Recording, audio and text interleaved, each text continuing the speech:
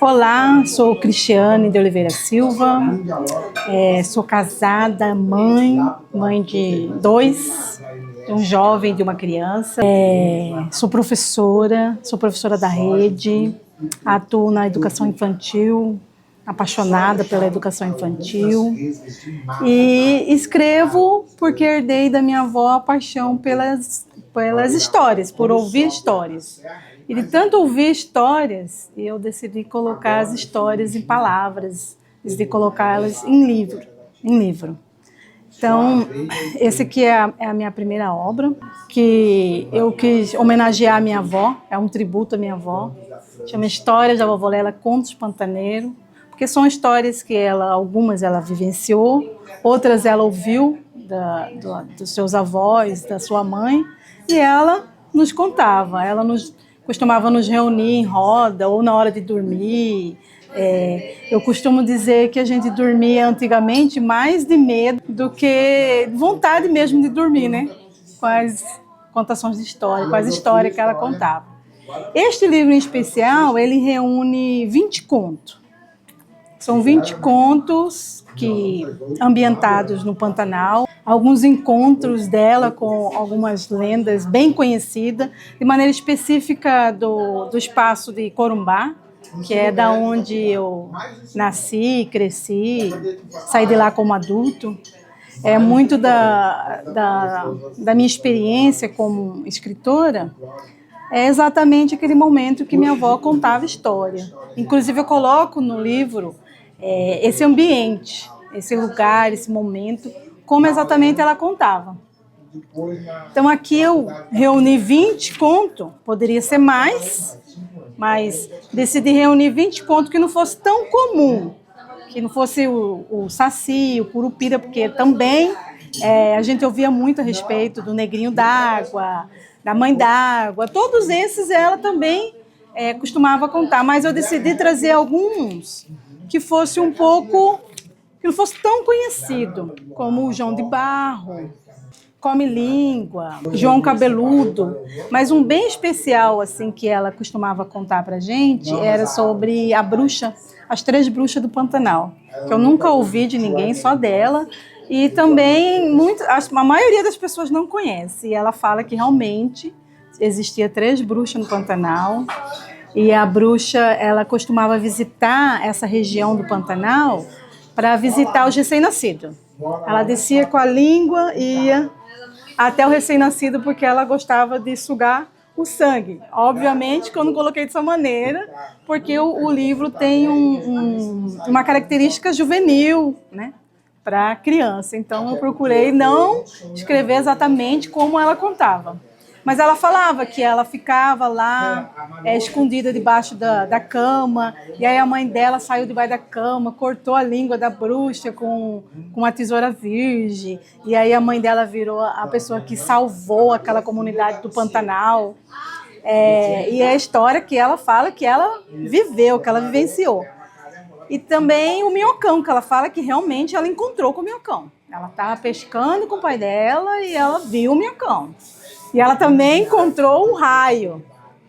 Tem uma história assim que é bem peculiar, a última história, a machadinha do raio.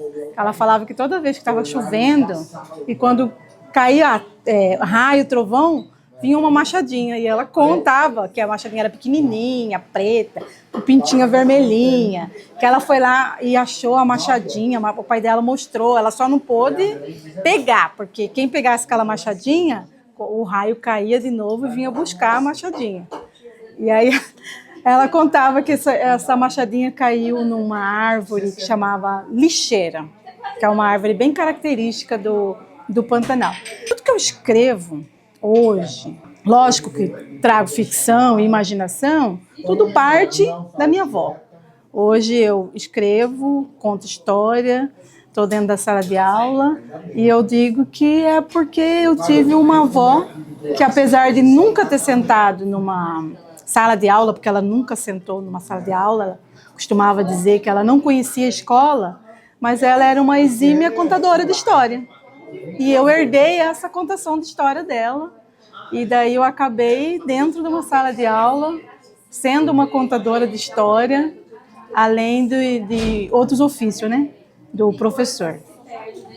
Então, assim, esse é um livro que realmente é o primeiro, e eu fico muito feliz porque foi um livro que foi contemplado agora pela Leu de Blanc, da Fundação de Cultura do Estado do Mato Grosso do Sul, pela editora Vida Produções, com a minha queridíssima Mara. Então, assim, é uma alegria poder ir para uma biblioteca e poder encontrar o seu livro, poder indicar para outros profissionais essa leitura nessa biblioteca. E também vai ficar disponível por 2 anos em e-book, e para que o professor possa, então não só o professor, como o leitor, possa ter acesso de maneira mais fácil à obra. Então essa aqui nasce tudo desta obra, do desejo de colocar em palavras lendas, né? Que eu gostaria que realmente não morresse.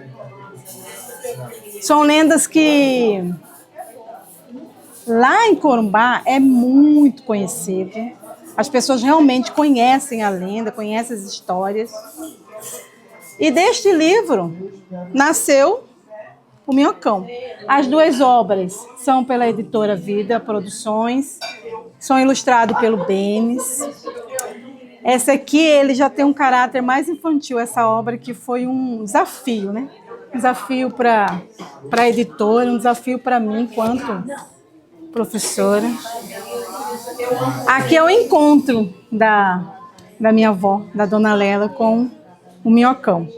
E aqui é a característica de como ela e todos os pantaneiros que conhecem a lenda do Minhocão dizia como ele era. E o livro, ele personifica o próprio Minhocão. Ele é bem grande. E tem sido um maior sucesso. As crianças, quando eu acabo de fazer a leitura e eu abro, eles dizem: uau, que legal! Que legal! Mas existe, esse Minhocão existe? Existe, minha avó disse que existe.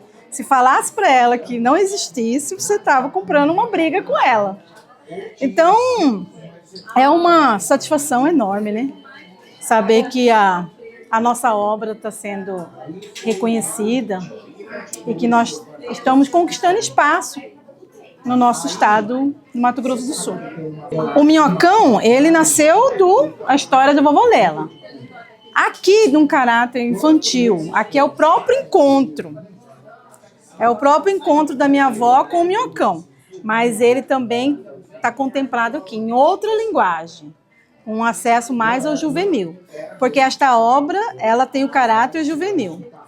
Mas o meu desejo do meu coração, de sempre, é escrever para os menores. A literatura infantil mesmo. E aqui eu realizei o primeiro, que eu creio que será de muitos. O Minhocão cresce. Desejo uma boa leitura, que vocês possam contemplar não só a minha obra, mas a obra de todos os meus colegas que foram contemplados